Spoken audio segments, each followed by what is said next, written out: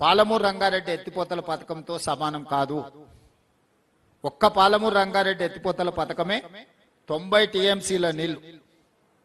ఈరోజు ఈ జిల్లాలో జూరాల నుంచి మొదలు పెడితే జూరాల, భీమా, నెట్టంపాడు, కోయిల్ సాగరు, అదేవిధంగా కల్వకుర్తి,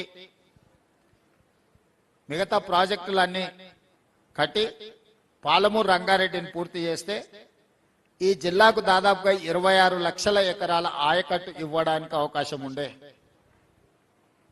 నిజంగానే 10 సంవత్సరాల సుదీర్ఘ కాలంలో ఈ ప్రాజెక్టులను పూర్తి చేసినట్టే ఈ రోజు పాలమూరు జిల్లాలో నికరంగా 26 లక్షల ఎకరాలకు సాగునీరు అందుతుండే. సాగునీరుతో పాటు పరిశ్రమల గురించి నేను చెప్పవలసిన అవసరం లేదు. 10 సంవత్సరాలలో ఒక్క పాలమూరు రంగారెడ్డి ఎత్తిపోతలకే 27,000 కోట్ల రూపాయలు ఆనాటి ప్రభుత్వం కల్వకుంట్ల చంద్రశేఖరరావు గారు ఖర్చు పెట్టారు. మీరు అడగొచ్చు, 27,000 కోట్ల రూపాయలు పెద్ద ఎత్తున ఖర్చు పెట్టిండు కదా, మంచి పనే చేసిండు. ఆ ఖర్చు పెట్టింది పంపులు, లిఫ్టులు. పంపులలో, లిఫ్టులలో ఖర్చు పెడితే కేసీఆర్ ఇంట్లో కనక వర్షం కురుస్తుంది కాబట్టి 27,000 కోట్లలో అధిక భాగము పంపులకు, లిఫ్టులకే ఇచ్చి పంపులు, లిఫ్టుల 1,000 కోట్ల రూపాయల కమిషన్లు కొల్లగొట్టి ఒక్క ఎకరా కూడా నీళ్ళు ఇవ్వకుండా ఎక్కడిదక్కడ వదిలేసిపోయిండు. భూసేకరణ కూడా చేయలేదు. ఏ ప్రాజెక్టు నిర్మించాలన్నా, ఏ ప్రాజెక్టును పూర్తి చేయాలన్నా మొట్టమొదట భూసేకరణ అనేది అవసరం. ఈనాటికి నాకు అధికారులు అందించిన సమాచారం మేరకు ఈ జిల్లాలో అన్ని ప్రాజెక్టులు పెండింగ్ ఉన్నాయి. కాంగ్రెస్ ప్రభుత్వమే అధికారంలో ఉన్నప్పుడు పూర్తి చేసిన జూరాల ప్రాజెక్టును వదిలేస్తే ఈ జిల్లాలో కల్వకుర్తి గాని, భీమా గాని, నెట్టంపాడు గాని, కోయిల్ సాగర్ గాని, ప్రారంభించుకున్న పాలమూరు రంగారెడ్డి ఎత్తిపోతలు గాని, ఏ ప్రాజెక్టు తీసుకున్నా పనులు పూర్తి సంగతి దేవుడెరుకు. ప్రాజెక్టులు నిర్మించడానికి అవసరమైన భూసేకరణ కూడా జరగలేదు. అంటే భూసేకరణ చెయ్యకుండానే ప్రాజెక్టులు పూర్తి అవుతాయని చంద్రశేఖరరావు గారు ఎట్లా భావించిందని నేను అడుగుతున్నా. అంటే ఆయన ఆలోచన ఎంతసేపు ఉన్నా పంపులు, లిఫ్టులు, 1,000 కోట్ల కాంట్రాక్టర్ల బిల్లులు చెల్లింపుడు, అందులో నుంచి నగదు కొట్టేసు. నాగం జనార్దన్ రెడ్డి గారు కొట్లాడి కొట్లాడి కొట్లాడి అలసిపోయి ఇప్పుడు ఆయనతోనే చేరే పరిస్థితి వచ్చింది. ఏ మాటకు ఆ మాట పాపం పెద్దలు నాగం జనార్దన్ రెడ్డి గారు ఈ పంపులలో, లిఫ్టులలో జరిగిన అవినీతి మీద ఏండ్ల కొద్ది కొట్లాడి సుప్రీంకోర్టు వరకు కూడా పోయి కొట్లాడవచ్చు. ఆయన మాట్లాడిన దాంట్లో వాస్తవం ఉంది. ఈరోజు మేము అధికారం చేపట్టిన తర్వాత ఈ జిల్లా నుంచి ఎన్నికవడమే కాదు, ఈ జిల్లా నుంచి పుట్టి పెరిగి ఈ ప్రాంత పరిస్థితుల అవగాహన ఉండి 17 సంవత్సరాలు ప్రతిపక్షంలో జడ్పీటీసీగా, ఎమ్మెల్సీగా, ఎమ్మెల్యేగా, ఎంపీగా, పార్టీ నాయకుడుగా జిల్లా నలుమూలలు తిరిగిన నేను ఈ ప్రాజెక్టులను ఒక కొలిక్కి తీసుకురావాలనే ప్రయత్నం చేస్తే అసలు ఏది ఎక్కడుందో సరిచూసుకోవడానికి దాదాపుగా 2 సంవత్సరాలు పట్టింది.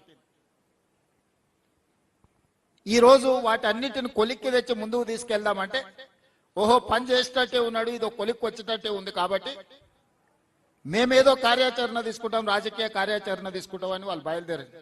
తప్పలేదు, తిన్నది అరగనే అరుగుతుంది, తిరగండి, నడవండి. చేసిన పాపాలు కొంచెమన్నా పోతాయి. కాశీ వరకు నడవండి, ఇంకా మంచిది. ఎందుకంటే మీరు చేసిన పాపాలు అంతా ఇంత కాదు. మీరు పాపాలు చేసుడే కాదు, ఆయన చేస్తుంటే చూసుడు కూడా మీరు చేసిన మహాపాపం. ఒక ఆయన గోసి కట్టుకొని రాజశేఖర రెడ్డి అనుకుంటాడు, గట్లెంబడి తిరిగి. గోసి కట్టుకున్న వాళ్ళందరూ రాజశేఖర రెడ్డి అయితే బాగానే ఉంది. ఇటు పేరు మార్చుకున్నాడు ఇంకొక ఆయన. అసలు ఏ మాత్రం ప్రజలు ఏమనుకుంటారు, మనం ఇట్లా వ్యవహరిస్తే చీదరించుకుంటారా లేదా అన్న సోయి కూడా లేకుండా మా గురించి మాట్లాడి జిల్లాకు అన్యాయం చేసే ప్రయత్నం చేస్తున్నారు. ఈ రోజు నేను కొన్ని వివరాలు చెప్పదలుచుకున్నా. ఖర్చులు కాదు, జరిగిన అప్పులలో 10 సంవత్సరాలు బ్యాంకులలో తెచ్చిన అప్పులకు చంద్రశేఖరరావు గారు 41,118 కోట్లు బ్యాంకులకు అప్పులు అసలు కట్టిండు. మిత్తి 43,385 కోట్లు. చంద్రశేఖరరావు 10 సంవత్సరాలలో సాగునీటి ప్రాజెక్టుల కోసం చేసిన అప్పులకు 84,503 కోట్ల రూపాయలు 10 ఏళ్లలో ఆయన కట్టిండు. నేను అధికారంలోకి వచ్చిన తర్వాత ఆయన చేసిన అప్పుల భారం మొయ్యలేనంతగా మారి కరెక్ట్ 30 నెలల 33,567 కోట్ల అసలు, 18,554 కోట్ల మిత్తి.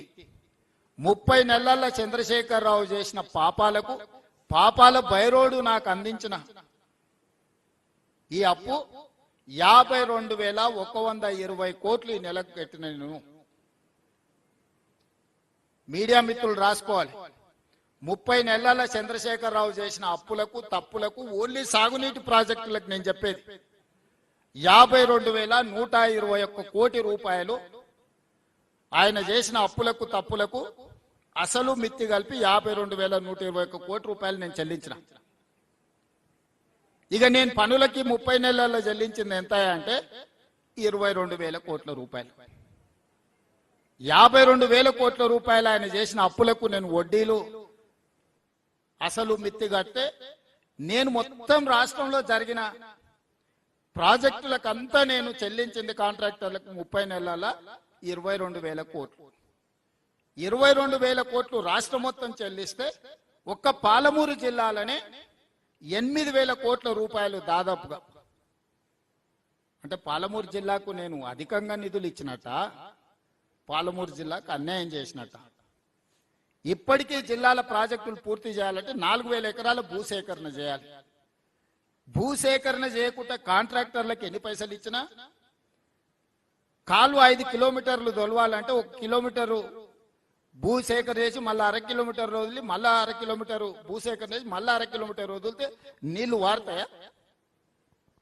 రిజర్వాయర్లలో ఆడాడ కొంత భూమి ఉంటే కోర్టులో వచ్చి స్టే తెచ్చుకుంటే రిజర్వాయర్లలో నీళ్లు నింపగలమా?